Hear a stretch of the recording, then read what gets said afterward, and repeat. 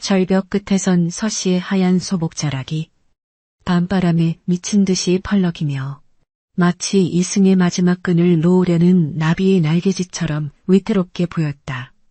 발밑으로 보이는 검은 심연은 아가리를 벌린 괴수처럼 그녀를 집어삼킬 듯 으르렁거렸고 차가운 밤이슬은 땀을 타고 흘러내려 턱 끝에 매달려 파르르 떨리고 있었다. 이리도 모진 목숨이었더냐. 대를 잊지 못한 죄, 죽음으로만 씻길 수 있는 것이란 말이냐. 그녀는 허공을 향해 피맺힌 통곡을 내뱉으며 떨리는 손으로 바위 끝을 움켜쥐었으나 이미 마음은 저 깊은 어둠 속으로 침잠하여 돌아갈 길을 잃은 지 오래였다.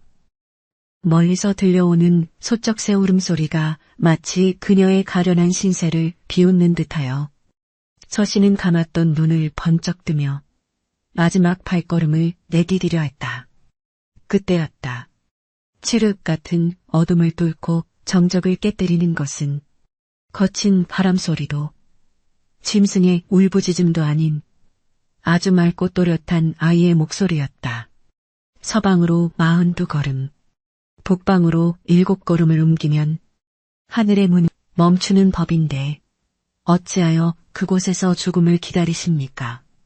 난데없는 목소리의 서씨는 소스라치게 놀라 멈춰섰고 고개를 돌려 어둠이 짙게 깔린 숲 쪽을 바라보았으나 보이는 것은 기괴하게 뒤틀린 나무 그림자뿐이었다.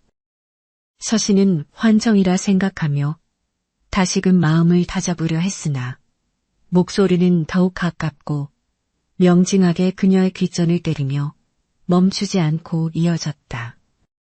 질성판을 등에 지고 태어난 명운이 여기서 끝날 리 없거늘 스스로 목숨을 버리는 것은 천명을 거스르는 가장 큰 우매함이라 하였습니다.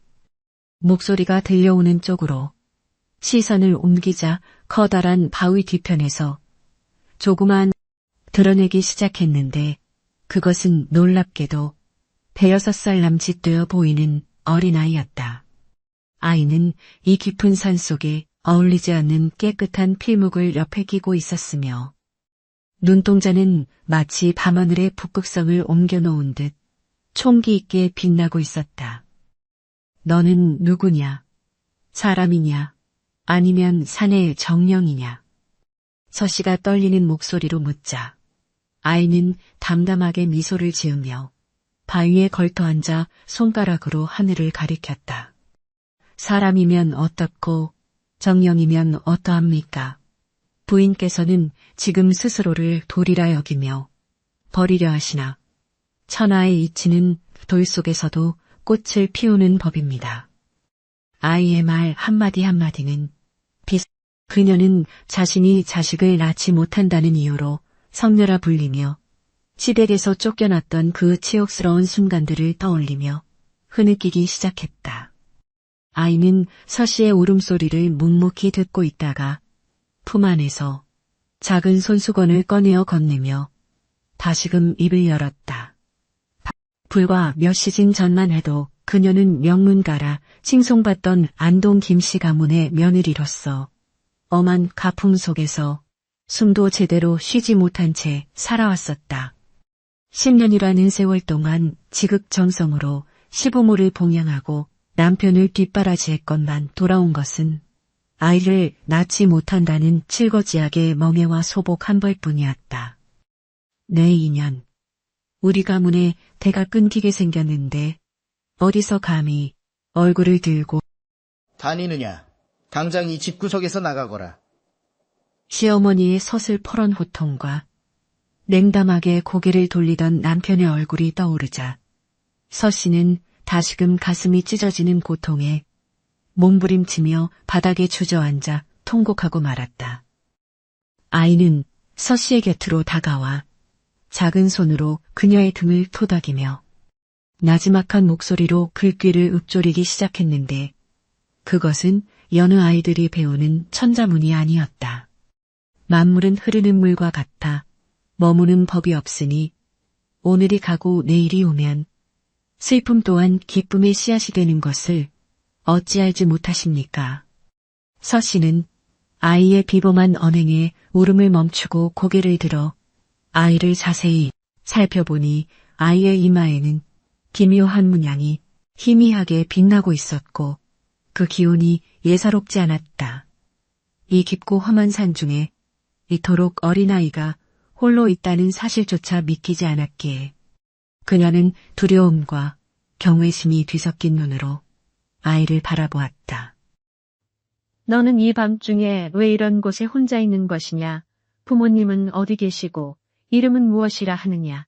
서 씨의 물음에 아이는 잠시 침묵하더니 산 아래를 내려다보며 대답했다. 이름은 바람에 실어보냈고 부모는 저 구름 속에 있으니 저는 그저 산의 이치를 깨우치러 나온 소동일 뿐입니다.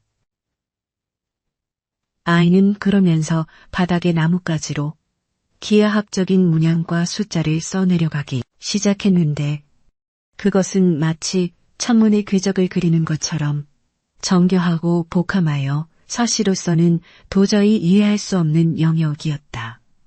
아이의 손끝이 움직일 때마다 흙먼지 속에서 살아있는 듯한 기운이 솟구치는 듯했고 서씨는 자신도 모르게 그 광경에 매료되어 죽음의 공포를 잊어버렸다. 갑자기 아이가 쓰던 것을 멈추고 귀를 쫑긋 세우더니 서씨의 옷자락을 잡아당기며 다급하게 속삭였다. 부인, 이제 곧 산사태가 일어날 것이니 어서 이 바위 뒤로 몸을 숨기셔야 합니다. 짐에게 소리가 심상치 않습니다. 서씨는 아이의 말이 황당하게 느껴졌으나 아이의 눈빛이 워낙 완강하고 진지하여 홀린 듯 아이를 따라 커다란 암석 아래 동굴처럼 파인 공간으로 몸을 피했다. 그 순간 멀리서 천둥이 치는 듯한 굉음이 들려오더니 방금 전까지 서씨가 서 있던 절벽의 일부가 거대한 흙더미와 함께 아래로 무너져 내리기 시작했다. 자욱한 먼지와 돌덩어리들이 허공을 가르며 떨어지는 광경을 보며 서씨는 소스라치게 놀라 아이를 꽉 껴안았다. 비명조차 지르지 못한 채 서씨는 아이의 작은 품 안에서 떨고 있었고 아이는 오히려 담담하게 그녀의 어깨를 감싸 안으며 평온한 기운을 내뿜었다. 무너져 내리는 산의 진동이 멈추고 사방이 다시 고요해졌을 때 서씨는 자신이 방금 전까지 서 있던 자리가 흔적도 없이 사라진 것을 보고 등줄기에 서늘한 소름이 돋았다.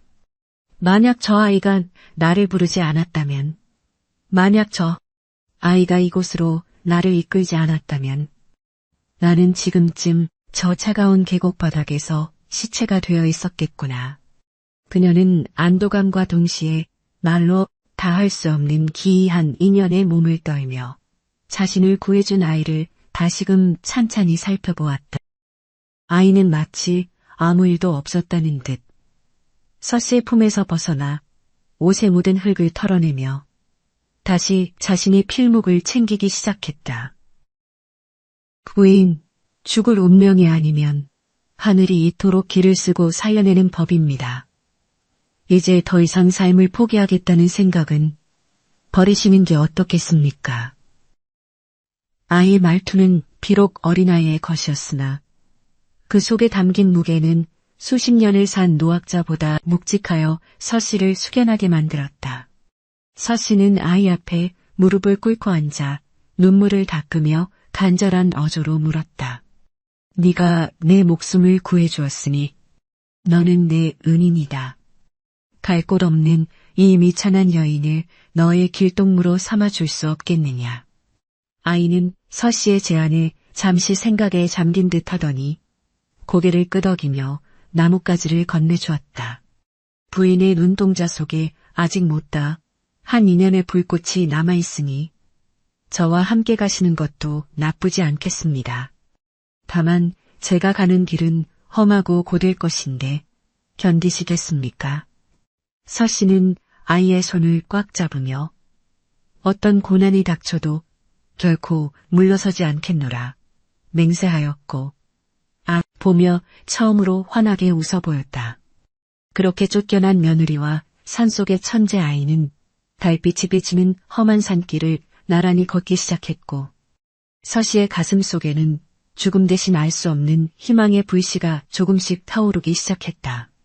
숲길은 깊고 험했으나 아이는 마치 자기 집 안방을 거닐 듯 거침없이 앞장서 나갔고 서씨는 아이의 뒤꿈치를 보며 부지런히 발을 올렸다. 나무들 사이로 비치는 달빛은 두 사람의 그림자를 길게 늘어뜨렸고 산짐 등불의 울음소리도 아이의 발자국 소리 앞에서는 잦아드는 듯한 기이한 평온함이 숲을 감싸고 있었다. 서씨는 문득 궁금해져 아이에게 물었다. 그토록 어린 나이에 천문의 이치와 지맥의 흐름을 꿰뚫고 있는 것이냐? 누구에게 그런 비수를 배운 것이란 말이냐? 아이는 뒤도 돌아보지 않고 거지며 대답했다. 스승은 숲속의 바람이고 책은 밤하늘의 별이며 제 마음이 곧 세상의 지도를 그리는 붓입니다. 아이의 대답은 모호했으나 서씨는 더 이상 묻지 않기로 했고 아이가 이끄는 대로 깊은 산장, 어딘가에 있을 거처를 향해 묵묵히 걸음을 옮겼다.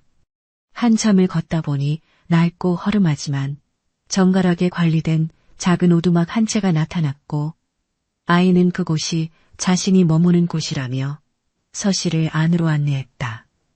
방 안은 수천 권의 서책과 기이한 형상의 청동기구들이 가득 차 있었고 은은한 묵향이 코끝을 간지럽히며 서씨의 불안했던 마음을 차분하게 가라앉혀 주었다. 서씨는 방 한편에 놓인 낡은 묘 위로 몸을 뉘었고 아이는 불을 밝히며 책을 펼쳐 들었는데 그 모습이 마치 한 폭의 신선도와 같았다. 서씨는 눈을 감으며 오늘 하루 동안 일어났던 휘몰아치는 사건들을 되새겨보았고 자신을 버린 가문과 남편에 대한 원망보다는 이 아이와의 만남이 가져올 앞날에 대한 의구심이 더 크게 다가왔다. 자식을 낳지 못한다 하여 버림받은 나에게 하늘이 이토록 영특한 아이를 보내주신 뜻이 무엇일까? 정녕 이것이 내가 살아가야 할 이유란 말인가? 그녀는 아이의 책장, 넘기는 소리를 자장가 삼아 서서히 깊은 잠에 빠져들었고 아이는 잠든 서씨의 얼굴을 물끄러미 바라보며 나지막하게 혼잣말을 중얼거렸다. 인연의 굴레는 이미 돌기 시작했으니 이제 거스를 수 없는 운명의 폭풍이 다가오겠구나. 다음 날 아침 창틈으로 들어오는 눈부신 햇살에 눈을 뜬 서씨는 눈앞의 풍경이 꿈이 아니었음을 깨닫고 급히 자리에서 일어났다. 아이는 이미 마당에 나가 산에서 길어온 맑은 물로 세수를 하고 있었으며 그 모습은 어젯밤의 신비로움보다는 영락없는 어린아이의 천진함을 머금고 있었다. 그러나 아이가 마당 흙바닥에 적어 내려간 글귀들을 본 순간 서씨는 다시금 숨이 멎는 듯한 충격을 받았는데 그것은 당대 최고의 석학들도 풀기 어렵다는 주역의 깊은 이치였다. 서씨는 깨달았다. 이 아이는 단순한 신동이 아니라 세상을 뒤흔들 천기 탱키 듯이 품고 있는 존재임을, 그리고 자신의 운명이 이 아이와 때려야 뗄 수 없는 소용돌이 속으로 빨려 들어가고 있음을 말이다. 산골 오두막의 아침은 지저귀는 산새 소리와 함께 시작되었고 서씨는 전날의 악몽 같은 기억을 떨쳐내려는 듯 서둘러 마담을 쓸고 옹달샘에서 길어온 맑은 물로 솥을 걸었다. 아궁이에서 피어오르는 매캐한 연기가 코끝을 간지럽혔지만 그녀는 이 소박한 일상에서 묘한 평온함을 느꼈으며 방 안에서 들려오는 아이의 낭랑한 독서 소리에 귀를 기울였다. 손가락으로 두꺼운 경전을 넘기며 한 글자 한 글자 정성을 다해 읊조리고 있었는데 그 목소리에는 어린아이답지 않은 기품과 세상의 이치를 꿰뚫는 해안이 담겨 있었다. 서씨는 밥을 짓다 말고 문틈으로 아이를 훔쳐보며 저 작은 몸 어디에 저토록 방대한 지식이 숨겨져 있는 것인지 경이로움에 사로잡혀 한참을 넋을 잃고 바라보았다. 부인, 밥물이 끓어 넘치고 있사오니 어서 뚜껑을 여시는 것이 좋겠습니다. 불의 기운이 너무 강하면 곡식의 본연의 맛을 해치는 법입니다. 아이는 책에서 눈을 떼지도 않은 채 무심하게 말했으나 서씨는 소스라치게 놀라 솥뚜껑을 열었고 과연 하얀 쌀뜨물이 넘쳐 흐르고 있는 것을 발견하고는 당황하여 어쩔 줄 몰라 했다. 그녀는 아이의 예리한 관찰력에 혀를 내두르며 잘 익은 밥을 소복이 담아 아이 앞에 내어놓았고 아이는 고마움의 표시로 가볍게 목례를 한 뒤 정갈하게 식사를 시작했다. 식사를 마친 아이는 다시 마당으로 나가 나뭇가지로 흙바닥에 복잡한 숫자를 적어 내려갔는데 그것은 마치 별들의 움직임을 계산하는 천문도처럼 보여 서씨의 호기심을 자극했다. 얘야, 너는 어찌하여 그토록 어려운 공부에만 매진하는 것이냐. 또래 아이들처럼 산으로 들러 뛰어놀며 나비도 쫓고 물장구도 치고 싶지 않느냐. 서씨의 다정한 물음에 아이는 잠시 손을 멈추고 하늘을 올려다보더니 맑은 눈망울을 굴리며 대답했다. 노는 것 또한 풍부의 일부이나 저는 지금 바람이 전해주는 숫자를 받아 적느라 쉴 틈이 없습니다. 숫자는 거짓 말하지 않으며 세상의 모든 어긋난 질서를 바로잡는 열쇠가 되기 때문입니다. 아이의 말은 난해했으나 서씨는 아이의 어조에서 왠지 모를 슬픔과 막중한 책임감을 느꼈고 자신도 모르게 아이의 머리를 쓰다듬으며 세상의 풍파로부터 이 아이를 지켜주고 싶다는 강한 모성애를 느꼈다. 어느덧 보름의 시간이 흘러 오두막의 양식이 떨어지자 서씨는 아이를 데리고 산 아래 장터로 내려가기로 결심했고 아이는 흔쾌히 고개를 끄덕이며 길을 나섰다. 산길을 내려가는 동안 아이는 주변의 풀꽃 하나하나의 이름과 약효를 읊어대며 서씨를 놀라게 했고 서씨는 마치 귀한 도련님을 모시는 유모처럼 아이의 손을 꼭 쥐고 험한 길을 안내했다.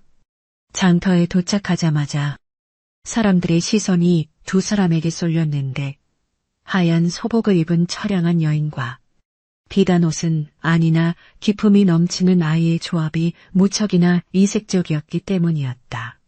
서씨는 사람들의 시선이 두려워 고개를 숙였으나 아이는 오히려 당당하게 어깨를 펴고 장터 구석구석을 살피며 세상 구경에 여념이 없었다. 그때 장터 한복판에서 쩌렁쩌렁한 고함이 들려왔고 서씨는 그 목소리를 듣는 순간 심장이 멎는 듯한 공포에 휩싸여 아이를 자신의 뒤로 숨겼다.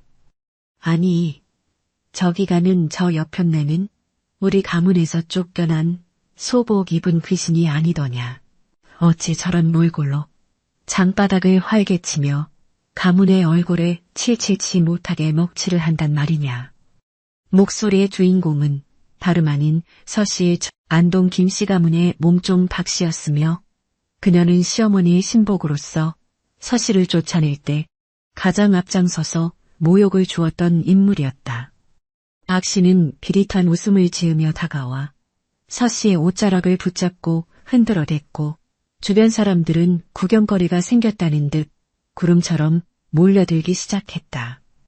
박씨는 서씨의 얼굴을 빤히 들여다보며 비아냥거리는 투로 침을 뱉듯이 말을 내뱉었고 주변의 수군거림은 더욱 커져만 갔다. 자식 하나 못 낳아 쫓겨난 주제에 어디서 이런 꾀죄죄한 아이를 주워다 어미 노릇을 하고 있는 게냐. 정녕 미쳐도 단단히 미친 모양이로구나. 서씨는 수치심에 얼굴이 붉게 달아올라 아무 말도 못한 채 눈물만 뚝뚝 흘리고 있었고 박씨는 기세가 등등해져 서씨의 머리채를 잡으려는 듯 손을 쳐들었다.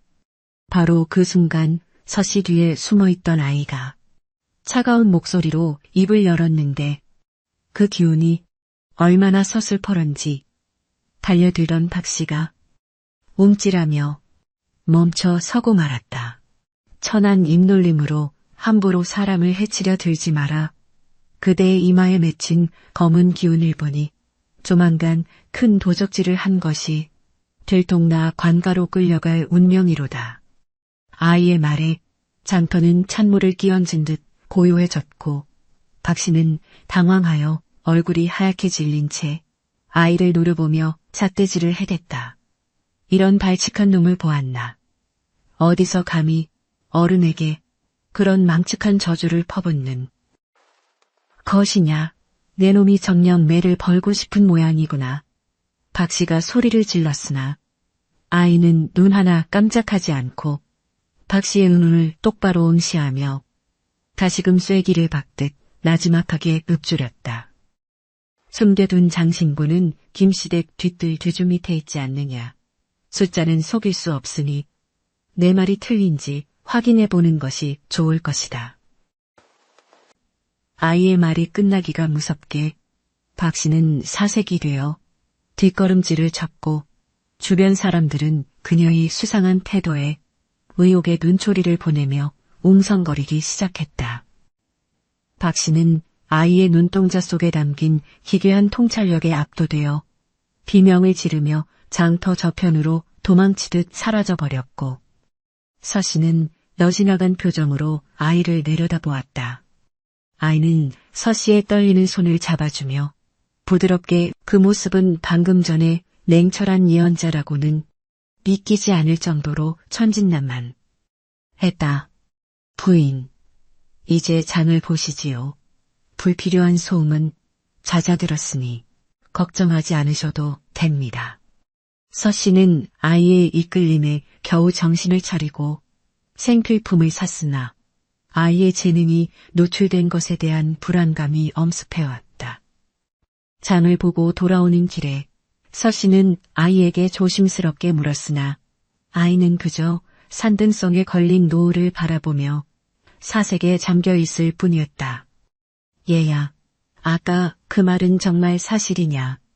네가 어찌 박씨가 도둑질한 물건의 위치까지 정확히 알고 있었던 것이냐?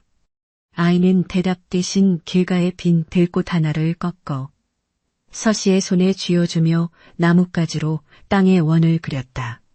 사람의 욕심은 흔적을 남기고 그 흔적은 숫자가 되어 제 눈앞을 지나갑니다. 저는 그저 흐르는 물길을 읽었을 뿐이니 부인께서는 무거운 마음을 내려놓으십시오.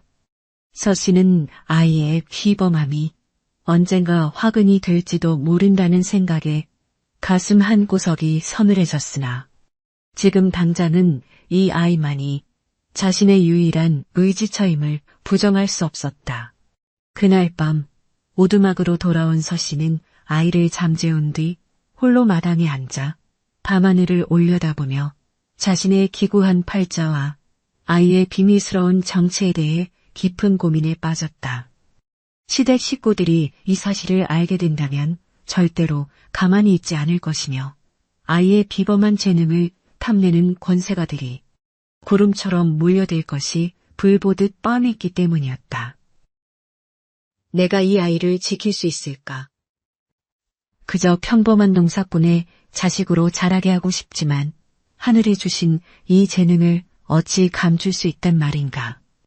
서씨의 눈물 섞인 한숨은 밤바람에 실려 어둠 속으로 흩어졌고 숲속 저 멀리서는 누군가 이들을 지켜보는 듯한 은밀한 시선이 느껴져 오싹한 기분이 들었다.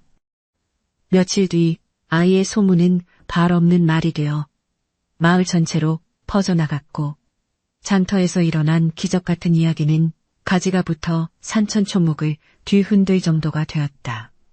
박씨가 실제로 뒤주 밑에 훔친 태물을 숨겼다가 발각되어 관아로 압송되었다는 소식이 들려오자 아이를 산속의 신동이라 부르며 경외하는 사람들이 생겨나기 시작했다. 그러나 이 소문은 서씨의 전 남편인 김진사의 귀에도 들어갔고 그는 자식이 없어 애를 태우던 차에 그 아이가 혹시 서씨가 몰래 낳은 자식이 아닐까 하는 헛된 망상을 품게 되었다. 김진사는 하인들을 대동하고 서씨가 머물고 있는 산속 오두막을 향해 거만한 걸음을 옮기기 시작했으며 이는 또 다른 비극의 서막이었다. 산 중턱에 도착한 김진사는 땀을 닦으며 오두막에 허름한 전경을 비웃었으나 마당에서 글을 읽고 있는 아이를 본 순간 그 자리에 얼어붙고 말았다.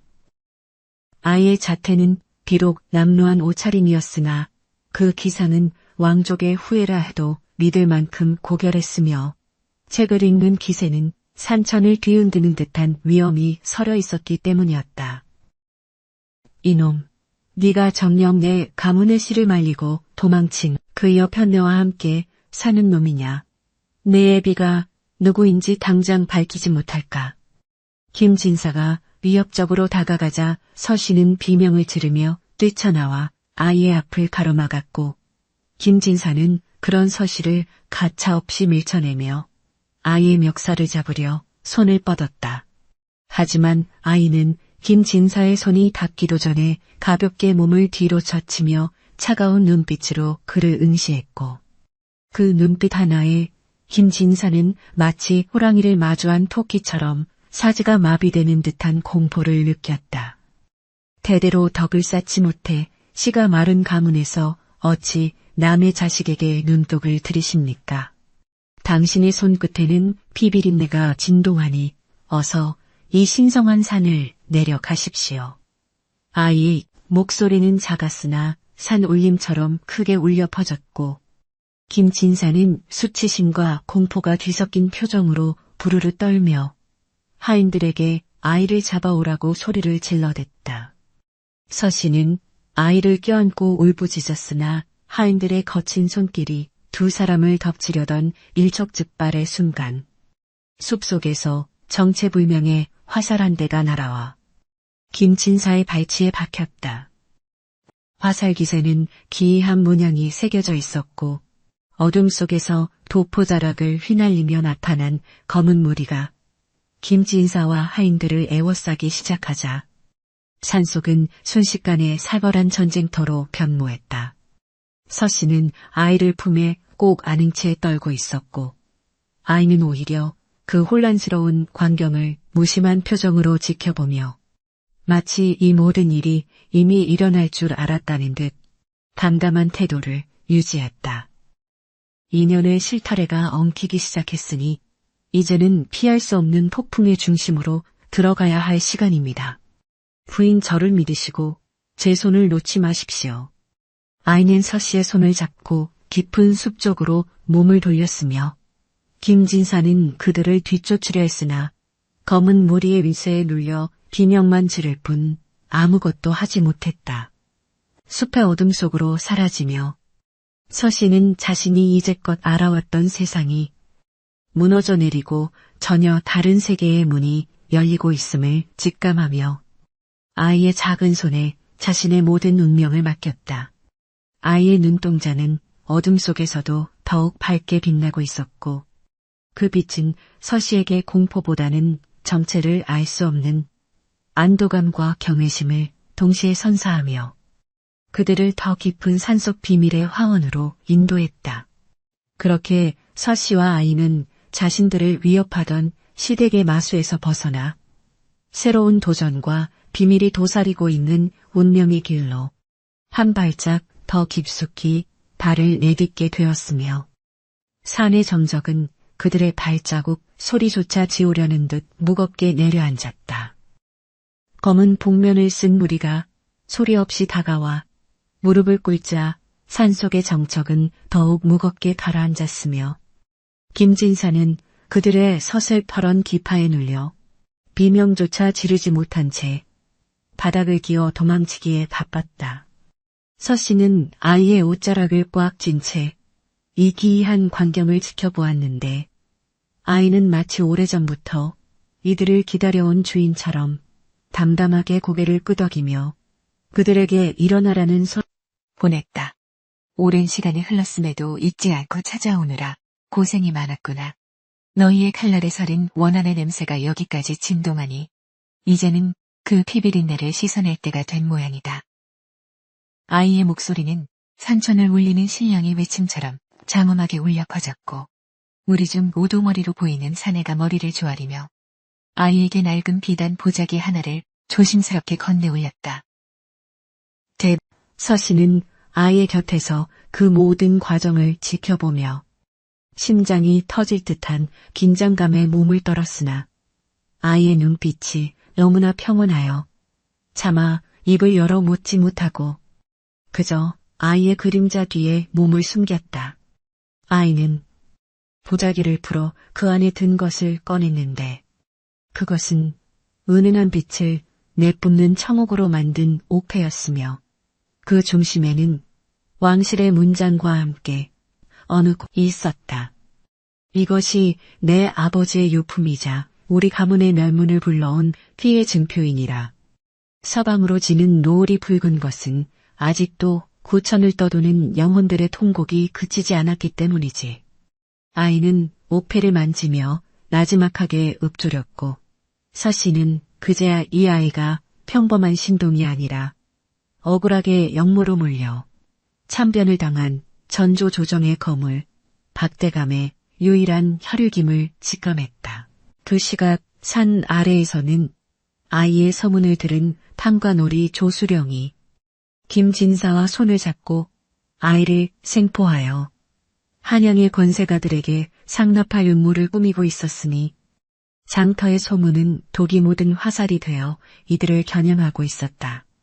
조수령은 자신의 출세를 위해서라면 어린아이의 목숨쯤은 파리 목숨보다 가볍게 여겼으며 김진사는 아이를 넘겨주고 서씨를 다시 끌고 가 가문의 명예를 회복하겠다는 뒤틀린 욕망에 사로잡혀 군사들을 소집했다. 그놈은 요물임이 틀림없네. 사람의 마음을 꿰뚫고 장부의 구멍을 찾아내니 그놈만 있으면 내 관직의 앞길은 탄탄대로가 아니겠는가. 조수령은 탐욕스러운 웃음을 지으며 수십 명의 포조를 이끌고 다시 산을 오르기 시작했고 산속의 평화는 불길한 횃불 연기에 가려져 서씨는 멀리서 보이는 횃불의 행렬을 발견하고는 사색이 되어 아이의 손을 잡아 끌었으나 아이는 오히려 옥패를 품에 갈무리하며 산 정상의 너럭바위 쪽으로 천천히 걸음을 옮겼다. 부인, 도망친다 하여 운명의 화살이 비껴가지는 않습니다. 저들이 스스로 제 발등을 찍으러 오고 있으니 우리는 그저 판을 깔아주면 되는 것입니다. 아이의 말에는 추호의 흔들림도 없었으며 오히려 자신들을 보호하던 검은 무리에게 은밀한 지시를 내려 숲의 지형을 이용한 함정을 설치하게 하니 그 기지가 제갈공명에 비견될 만하였다. 서씨는 아이의 침착함에 이끌려 공포를 억누르고 아이가 시키는 대로 바위 틈의 숨어 상황을 지켜보았으며 그녀의 가슴 속에는 아이를 지켜야 한다는 일념 하나만이 뜨겁게 타올랐다.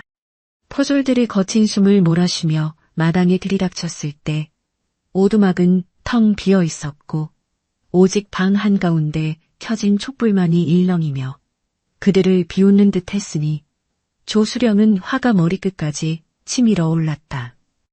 이런 냉추 같은 놈들, 어서 숲을 뒤져라. 자식을 못 낳아 미친 여편네와 요물 같은 놈이 멀리 가지 못했을 터이니 당장 잡아오지 못할까? 조수령의 호통에 포주 사방으로 흩어지는 순간 숲속 여기저기서 기괴한 숫자들이 적힌 부적들이 바람에 날리기 시작했고 아이의 목소리가 사방에서 메아리치며 들려왔다. 탐욕의 숫자가 42이여 죄악의 무게가 99이니 너희가 오늘 이 산을 내려갈 길은 오직 지옥으로 통하는 문뿐이로다. 아이의 목소리가 들릴 때마다 포졸들은 자신들도 모르게 서로를 공격하거나 헛것을 보며 비명을 질러댔고 조수령과 김진사는 갑자기 바뀐 산의 지형에 당황하여 갈 길을 잃고 제자리를 맴돌기 시작했다. 이는 아이가 짐액의 흐름을 계산하여 배치한 징법의 일종이었으며 서씨는 바위 뒤에서 이 경이로운 광경을 보며 아이가 지닌 천재성이 단순한 학문 다스리는 힘임을 깨달았다. 부인, 보십시오.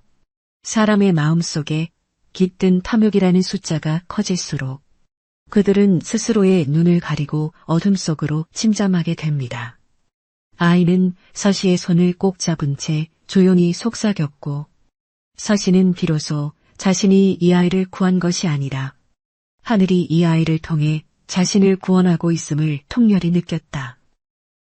조수령은 미친 듯이 칼을 휘두르며 호공을 베었으나 돌아오는 것은 차가운 밤 공기뿐이었고, 김진사는 겁에 질려 바닥에 엎드린 채 용서를 구하며 비굴한 모습을 보였으니 그 추태가 눈뜨고 볼 수 없을 지경이었다. 아이는 천천히 바위 위로 모습을 드러냈고 달빛을 등진 아이의 그림자는 거대한 거인처럼 길게 늘어져 조수령과 김진사를 압도하며 그들의 가슴을 서늘하게 만들었다. 내 놈의 장부 속에 숨겨진 횡령의 기록과 백성들을 수탈한 숫자들이 내 머릿속에 고스란히 적혀 있거늘 감히 누구를 잡으러 왔다 하는가. 아이의 일갈에 조수령은 자신의 비리가 낱낱이 밝혀질까 두려워 사시나무 떨듯 떨었고, 김진사는 아이의 정체가 자신이 감당할 수 없는 존재임을 깨닫고 절망에 빠졌다. 그때 검은 무리의 수장이 아이의 발치에 무릎을 꿇으며 아이의 가문의 명예를 회복하기 위해 준비한 증거물들을 꺼내놓았고, 서씨는 그것이 과거 영모 사건의 진범이 누구인지 밝혀줄 결정적인 서신임을 알게 되었다. 서씨는 비록 미천한 여인이었으나 그 서신에 적힌 인장들이 현재의 조정을 장악하고 있는 대감들의 것이라는 사실에 경악하며 직감했다. 이제 진실의 숫자를 맞출 시간이 되었습니다. 부인께서 제 어머니가 되어주시겠습니까? 이 험난한 싸움터에서 제 유일한 안식처가 되어주신다면 저는 세상을 바로잡아 부인의 한을 풀어드리겠습니다. 아이의 간청에 서씨는 눈물을 흘리며 아이를 껴안았고 두 사람의 인연은 단순한 피보호자와 보호자를 넘어 운명 공동체로 거듭나게 되었다. 산 아래 마을 사람들은 산 위에서 들려오는 기괴한 소리와 번쩍이는 빛들을 보며 신동이 노하여 도깨비 불을 일으켰다며 두려움에 떨었고 조수령과 김진사의 하인들은 겁을 먹고 산을 내려가 도망치기에 바빴다. 조수령은 마지막 발악으로 아이를 향해 달려들려 했으나 아이가 손가락 하나를 튕기자 집안이 무너지며 조수령은 깊은 구덩이 속 수탈한 곡식들이 썩어가던 비밀 창고였다. 자신의 죄악이 가득 찬 구덩이 속에 처박힌 조수령의 비명은 산 전체를 울렸으며 김진사는 그 광경을 보고 실성한 듯 웃으며 산속을 헤매다 행방불명이 되어버리는 비참한 최후를 맞이했다. 사태가 진정되자 아이는 서씨를 데리고 산을 내려와 관화로 향하지 않고 오히려 한양으로 가는 길목의 은밀한 사찰로 거처를 옮기기로 결정했으며 그곳에는 아이의 가문을 따르던 옛 충신들이 집결하고 있었다. 서씨는 소복을 벗고 정갈한 부인의 의복으로 갈아입었으며 그녀의 눈빛은 더 이상 쫓겨난 여인의 처량함이 아닌 당당한 기품과 아이를 향한 굳건한 신뢰로 있었다. 한양의 길은 이 산길보다 더 험하고 독리를 품은 뱀들이 도처에 널려 있을 것입니다. 부인께서 제 곁에 계셔주시는 것만으로도 저는 천군만마를 얻은 기분입니다. 아이는 서씨의 손을 잡고 밤길을 재촉했으며 두 사람의 뒤를 따르는 검은 무리의 발소리는 복수와 정의의 서막을 알리는 북소리처럼 비장하게 울려 퍼졌다. 사찰에 도착한 서씨는 그곳에 모인 수많은 지사들이 아이를 향해 소조, 사조주의라 부르며 예를 갖추는 것을 보고 아이의 존재가 이 나라의 근간을 뒤흔들 수 있는 핵심임을 다시 한번 확인하게 되었다. 아이는 밤새도록 그들과 지도를 펼쳐놓고 한양의 정세와 적들의 움직임을 숫자로 계산하며 치밀한 전략을 세웠으며 서씨는 그런 아이에게 따뜻한 차를 올리며 묵묵히 곁을 지켰다. 서씨는 비록 아이를 직접 낳지는 않았으나 이 아이가 겪는 고통과 짊어진 짐이 마치 자신의 살점이 떨어져 나가는 듯 아팠고 그녀는 아이의 머리를 쓰다듬으며 마음속으로 간절히 기도했다.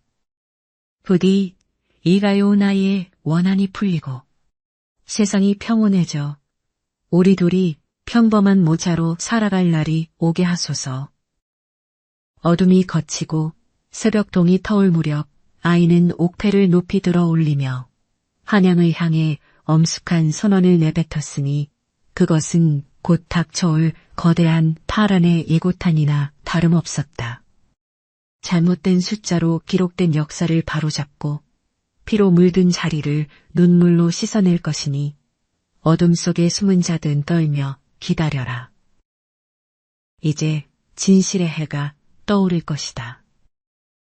서씨는 보며 자신들의 앞날에 비록 피바람이 불지언정 결코 굴복하지 않으리라 다짐하며 아이의 손을 더욱 꽉 쥐었다.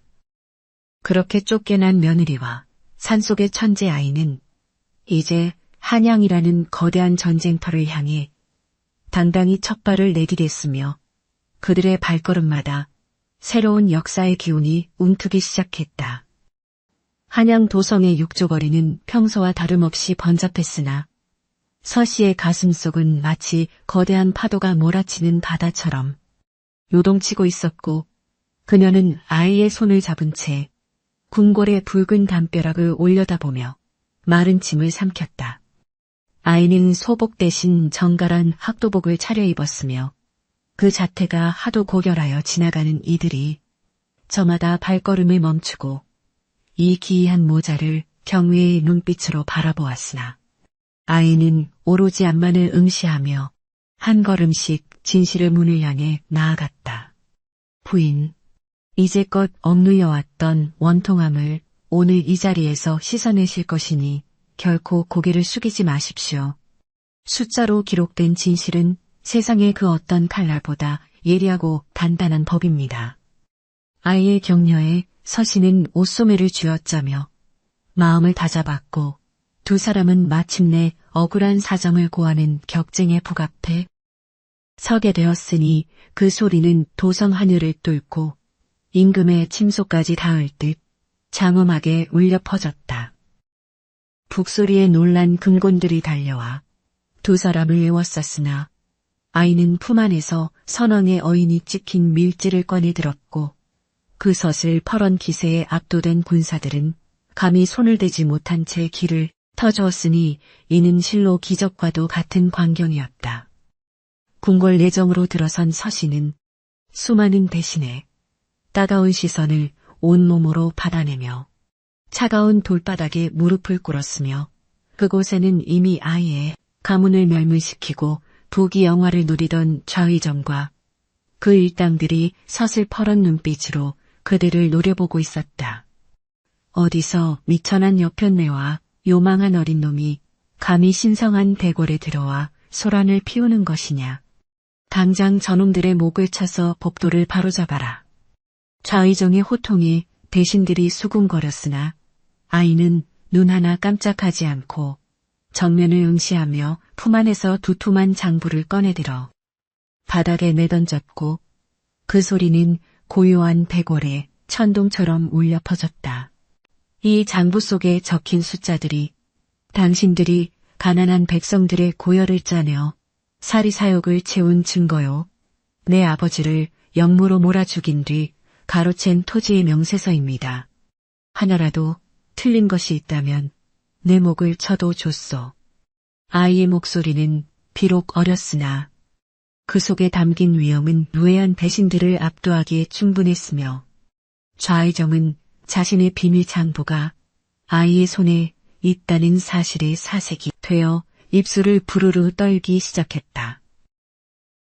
서씨는 아이의 곁에서 그 모든 광경을 지켜보며 자신이 산속에서 보았던 아이의 수많은 계산과 기록들이 결국 이 순간을 위해 준비된 무기였음을 깨닫고 말할 수 없는 전율을 느꼈다.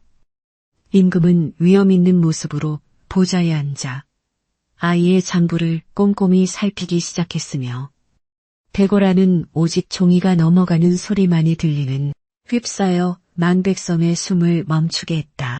임금의 안색이 점점 어두워지자 좌의정은 다급하게 무릎을 꿇고 억울함을 호소했으나 아이는 쉴 틈을 주지 않고 다시금 매서운 몰아치기 시작했는데 그 논리는 마치 잘 짜인 그물처럼 촘촘하여 빠져나갈 틈이 없었다.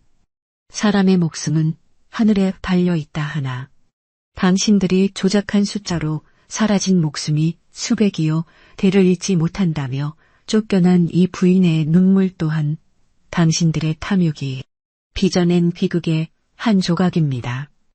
아이는 서씨를 가리키며 그녀의 억울한 사정을 만천하에 고발했고 서씨의 시댁인 안동 김씨 가문이 좌의정의 수하에서 온갖 비리를 저질렀던 사실까지 낱낱이 밝혀내니 좌종은 충격과 경악의 도가니에 빠졌다.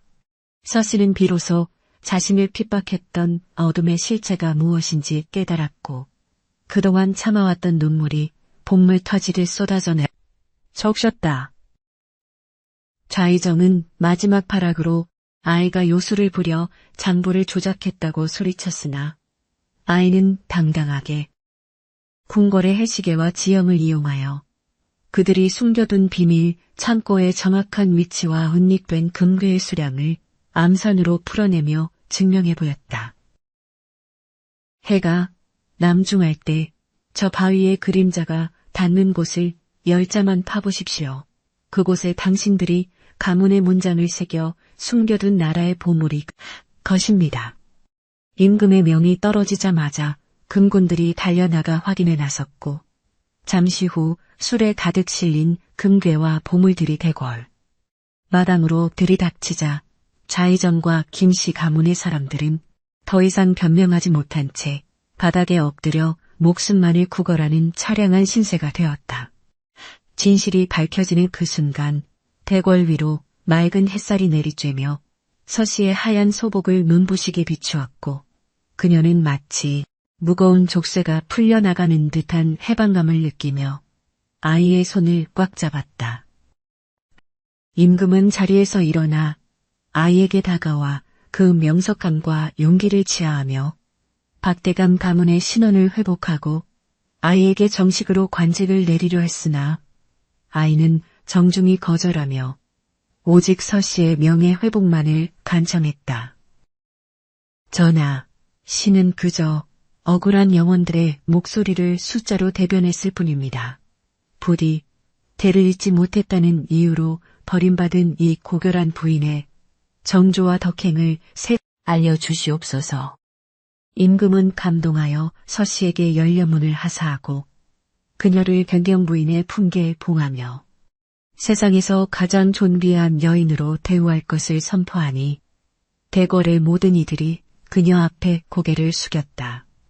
서씨는 자신을 성녀라 비웃으며 쫓아냈던 시댁 식구들이 오랏줄에 묶여 끌려가는 광경을 보며 증오보다는 깊은 허망함을 느꼈고 이 모든 것이 인과응보의 섭리임을 절실히 깨달았다. 심판이 끝난 뒤 서씨와 아이는 대궐을 빠져나와 석양으로 물든 한양거리를 걸었으며 백성들은 그들의 앞길에 꽃잎을 뿌리며 산속의 신동과 진실의 어머니라 칭송하며 그들의 승리를 진심으로 축하해 주었다.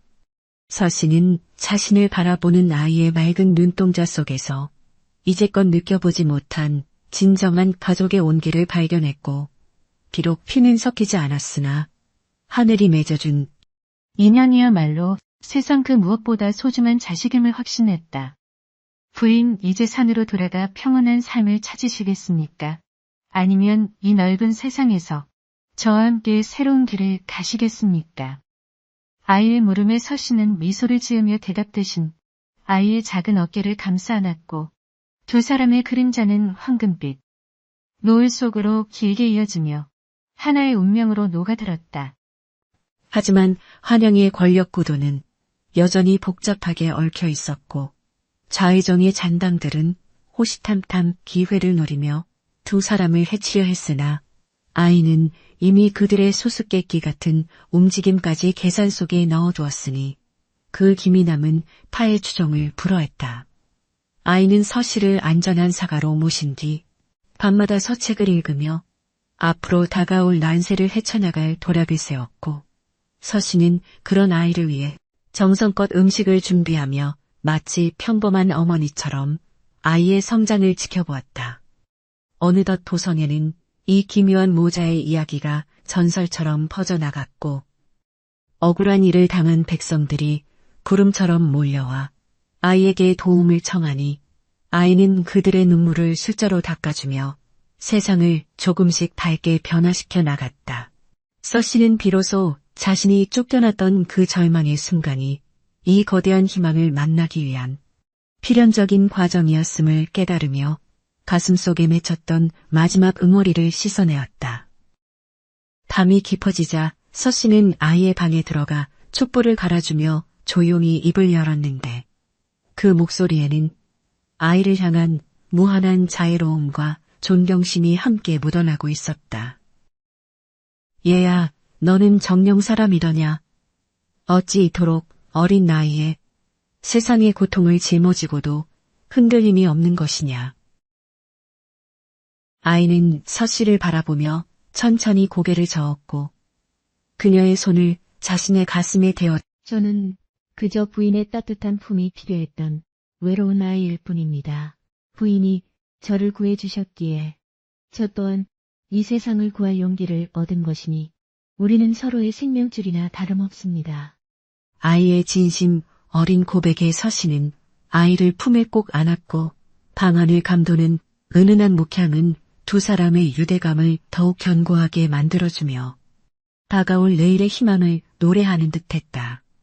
또 다음 날 아침 서씨는 화려한 비단 옷을 입었으나 여전히 그 마음은 산속의 소박한 여인 그대로였으며 아이와 함께 백성들 속으로 들어가 그들의 고통을 듣고 해결해주는 자비로운 행보를 이어갔다.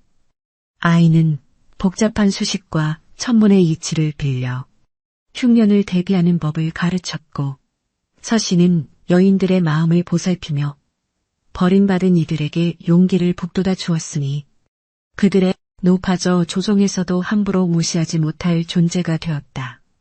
그렇게 쫓겨난 며느리와 산속의 천재 아이는 한양이라는 거대한 용광로 속에서 진정한 정의의 꽃을 피워냈고 그들의 이야기는 후대에 길이 남을 만한 감동적인 전설로 기록되기 시작했으니 이는 곧 진실의 승리이자 사랑의 기적이었다. 한양 도성의 소란스러운 공기도 어느덧 서씨의 집 마당을 넘어서면 고요한 묵향에 길들여져 차분하게 가라앉았고 처마 끝에 매달린 풍경은 봄바람을 머금고 은은한 울림을 토해내며 평화로운 아침을 알리고 있었다. 서씨는 이제 서복 대신 짙은 남색 비단 치마에 옥색 저고리를 정갈하게 차려입은 정경 부인의 모습으로 마당을 거닐었으나 그녀의 손에는 예전처럼 정갈한 빗자루가 들려 있어 그 성품이 변하지 않았음을 보여주었다.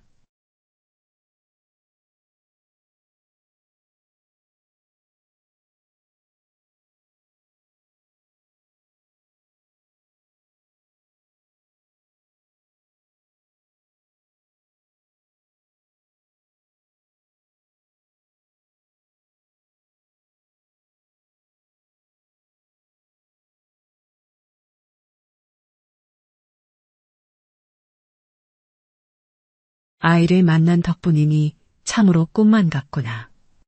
서씨의 혼잣말이 바람에 실려갈 즈음 서재 안에서 낭낭하게 들려오던 독서 소리가 멈추고 문이 열리며 이제는 제법 청년의 기색이 도는 아이가 밖으로 모습을 드러냈는데 그 자태는 마치 선계에서 내려온 신선처럼 고결했다. 아이의 눈동자는 여전히 북극성처럼 맑고 깊었으며 그 속에는 세상을 다스리는 지혜와 서씨를 향한 따뜻한 효심이 가득 담겨 있어 보는 이의 마음 훈훈하게 만들어주곤 했다. 어머님, 아침 기온이 제법 서늘한데 어찌하여 밖에서 이토록 오랫동안 서 계십니까? 어서 안으로 드시어 제가 올리는 차 한 잔으로 몸을 녹이시는 것이 좋겠습니다. 아이의 목소리는 이제 성숙한 무게를 담고 있었고 서씨는 그런 아이를 대견한 듯 바라보며 환하게 미소를 지어 보였다. 방 안으로 들어서자 서재 벽면을 가득 채운 수만 권의 서책들이 압도적인 위용을 자랑하며 서 있었고 방 한가운데 놓인 탁자 위에는 아이가 평생을 함께해온 낡은 옥패가 여전히 은은한 빛을 내뿜으며 자리를 지키고 있었다. 아이는 정성스럽게 찬물을 우려내어 서씨에게 올리며 지난날 산속 오두막에서 보냈던 소박했던 시간들을 추억하며 나지막하게 대화를 시작했다. 어머님과 그 험한 산길을 내려올 때 제 마음속에는 오로지 복수라는 차가운 숫자만이 가득했으나 이제는 그 숫자들이 백성들을 먹여 살리는 따뜻한 곡식의 양으로 변했으니 참으로 다행입니다. 아이의 말에 서씨는 찻잔을 내려놓고 아이의 손을 꼭 잡으며 가슴 속에 묻어두었던 진심 어린 감사의 인사를 건네었다. 네가 내 자식이 되어준 덕분에 나는 죽었던 목숨을 얻었을 뿐만 아니라 여인으로서 누릴 수 있는 가장 큰 영광을 누리게 되었으니 이 은혜를 어찌 다 갚아야 할지 모르겠구나. 서씨의 눈가에 이슬이 맺히자 아이는 비단 소매로 정성껏 눈물을 닦아주며 오히려 자신이 서씨에게서 받은 어머니의 사랑이야말로 이 세상 그 어떤 천기보다 귀한 보물이었다고 대답했다. 때를 잇는다는 것은 단지 피를 나누는 행위가 아니라 서로의 영혼을 이해하고 의지하며 고통을 나누는 과정임을 어머님을 통해 배웠으니 제가 바로 어머님의 진정한 자식입니다. 두 사람의 대화는 창밖의 새소리와 어우러져 한 폭의 평화로운 그림을 그려냈고 그곳에는 더 이상 신분의 차별도 자식을 낳지 못한다는 이유로 핍박받던 여인의 서러움도 존재하지 않았다. 임금은 아이를 영의정의 지위에 앉히고 나라의 모든 산술과 천문을 맡기려 했으나 아이는 번잡한 권력의 중심에 서기보다는 백성들의 삶을 실질적으로 개선할 수 있는 지편전의 악사로 남기를 자처하여 만인의 귀감이 되었다. 아이는 서씨와 함께 흉년이 든 지역을 찾아가 곡식의 배분을 공정하게 계산하고 가뭄을 해결하기 위한 수리시설의 설계도를 숫자로 풀어내어 백성들에게 나누어주며 정군을 보필하는 진정한 재상의 길을 걸었다. 서씨 또한 아이의 곁에서 가난한 여인들을 위한 배움터를 마련하고 억울하게 버림받은 나녀자들의 쉼터가 되어주며 그녀의 덕망은 도성 내외에 자자하게 퍼져나갔다. 사람들은 이제 서씨를 가리켜 성인이 출린 음원이라 부르며 그녀가 지나가는 길마다 존경의 마음을 담아 고개를 숙였다. 어느덧 세월이 흘러 아이는 장성하여 혼례를 치르게 되었고 그 상대는 권세가의 여식이 아닌 가난하지만 아이처럼 맑은 심성을 가진 총명한 여인이었으니 이 또한 아이의 남다른 선구안이 반영된 선택이었다. 혼례날 서씨는 정성껏 며느리의 손을 잡고 자신이 예전에 겪었던 아픔을 결코 되풀이하지 않게 하겠노라 다짐하며 그녀를 진정한 가족으로 맞아들였다. 우리 집 대는 피로 있는 것이 아니라 덕, 도로 있는 것이니 자식의 유무에 연연하지 말고 서로 사랑하며 평생을 함께하거라.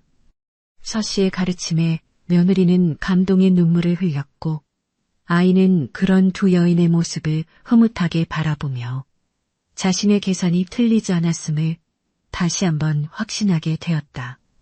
해마다 정월 대보름이 되면 아이는 서씨를 데리고 예전 그들이 처음 만났던 산속 절벽 아래를 찾아가 억울하게 죽어간 영혼들을 달래는 제사를 올리며 인간의 도리를 다하였다. 그곳에서 서씨는 자신이 죽으려 했던 바위 틈새에서 파릇하게 솟아난 풀꽃을 발견하고는 생명의 경이로움에 다시 한번 고개를 숙이며 자연의 섭리와 인간의 인연이 얼마나 숭고한 것인지 되새겼다. 돌 속에서도 꽃을 피우는 법이라던 네 말이 정말 맞았구나. 내 삶은 그날 저 바위 아래로 떨어진 것이 아니라 새로운 하늘을 향해 날아오른 것이었음을 이제야 알겠구나. 서씨의 목소리는 산바람을 타고 널리 퍼져나갔고 산짐승들도 그들의 방문을 환영하는 듯 평화로운 울음소리를 내며 숲을 채웠다. 어느덧 백발이 성성해진 서씨는 마당 의자에 앉아 손주들의 재롱을 보며 아이가 가르쳐주는 산술 소리에 귀를 기울이는 평온한 노을을 보내게 되었고 그녀의 얼굴에는 더 이상 근심의 그늘이 찾아볼 수 없었다. 아이는 늙은 어머니의 발을 직접 씻겨드리며 효도를 다했고 매일 밤 잠자리를 살피며 어머니의 안녕을 기원하는 것을 거르지 않았으니 그들의 이야기는 세대를 거쳐 전해지는 아름다운 설화가 되었다. 서씨는 임종을 앞둔 어느 날 밤 아이의 손을 잡고 마지막으로 유언과도 같은 말을 남겼는데 그것은 평생을 고난 속에서 살아온 여인이 깨달은 위대한 삶의 진리였다. 사람의 운명은 숫자로 정해진 것이 아니라 그 숫자를 채워가는 사람의 진심에 달려 있으니 너는 부디 끝까지 사람의 마음을 잃지 말거라. 아이는 어머니의 마지막 말씀을 가슴 깊이 새기며 눈물을 흘렸고 서씨는 평온한 미소를 지으며 마치 깊은 잠에 들듯 조용히 생을 마감했으니 그녀의 장례식에는 나라 안의 수많은 백성이 모여 대성통곡하며 그녀의 덕을 기렸다. 아이는 어머니의 무덤가에 직접 계산하여 만든 가장 완벽한 비율의 정자를 세우고 그 이름을 인연정, 인미드월팅, 수있게 배려했다. 세월이 흐르고 아이 또한 노인이 되었을 때 그는 자신의 손자에게 낡은 옥패를 건네주며 자신이 산속에서 만났던 한 가련한 여인이 어떻게 자신의 우주가 되었는지에 대한 긴 이야기를 들려주었다. 이 옥패 속에 담긴 숫자는 결코 지워지지 않는 사랑의 기록이니 너 또한 세상을 향한 따뜻한 눈을 잃지 말아야 한다. 그렇게 쫓겨난 며느리와 산속 천재아이의 기적 같은 인연은 한 시대를 밝히는 등불이 되어 수많은 사람에게 희망과 위로를 선사했으며 그들이 남긴 선한 영향력은 강물처럼 흘러 후세의 길이 남게 되었다.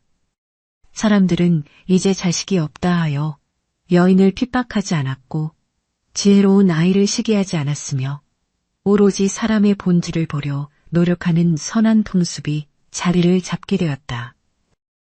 산속의 오두막은 비어 있었으나 그곳을 지나는 바람은 여전히 아이의 독서 소리와 서씨의 자애로운 웃음소리를 기억하며 숲을 흔들고 있었으니 이는 영원히 끝나지 않을 사랑의 전설이었다.